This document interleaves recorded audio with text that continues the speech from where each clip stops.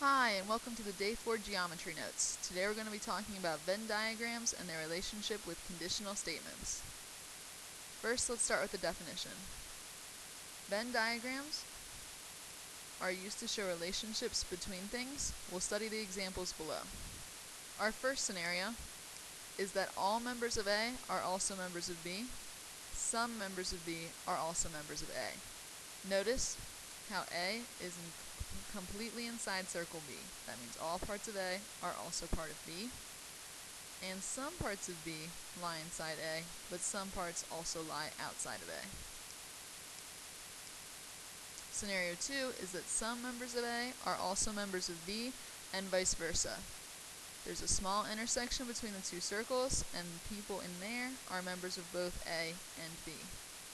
Finally, scenario 3 is that no members of A are members of B, and vice versa. These circles are completely separate. There's no overlap.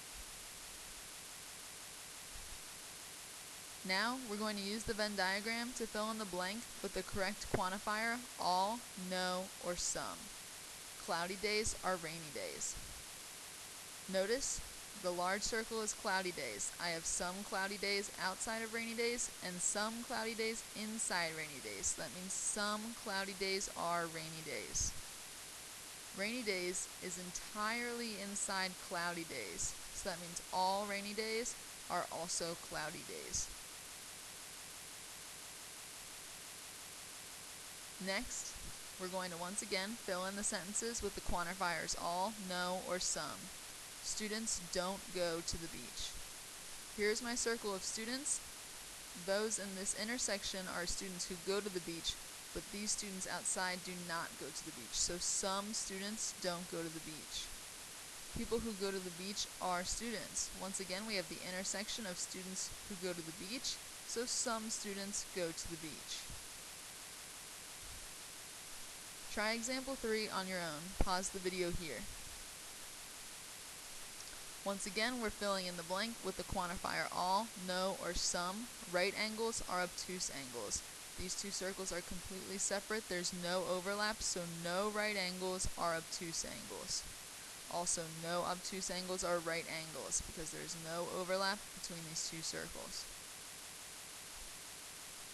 Next, we're going to draw some Venn diagrams given a statement. The statement we're first given is that some bicycles are blue.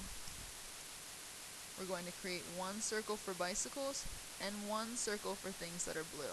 There will be a small overlap here for the bicycles that are blue, but notice that we have some bicycles that are not blue and some blue things that are not bicycles. Next, we're going to create a Venn diagram for the statement all fish swim. We're going to want one large circle for things that swim and a smaller circle inside for fish because all fish swim, but not all things that swim are fish.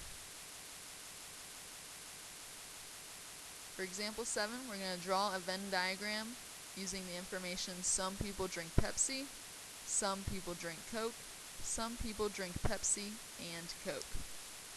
The first thing we have is a large box. You could have used a circle to represent people. Inside that shape, we have Pepsi drinkers and Coke drinkers. These circles should overlap slightly because there are some people who drink both Pepsi and Coke.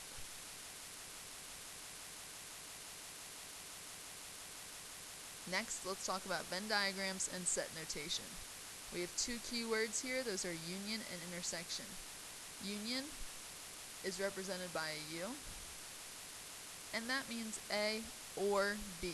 So when we talk about the union of two sets, I'm talking about anything that falls within the two sets.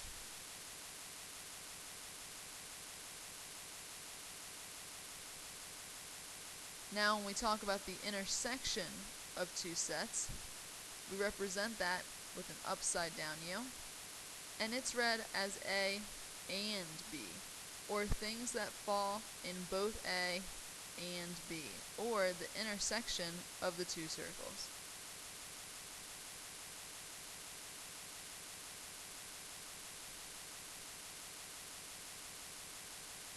Let's do some more practice with Venn diagrams. We're going to use the Venn diagram to the left to answer these questions. First, I want to write each of these statements in words. Sandwich and then an upside down U, chips. Written in words should be sandwich and chips. So we're looking for the number of people who ate a sandwich and chips.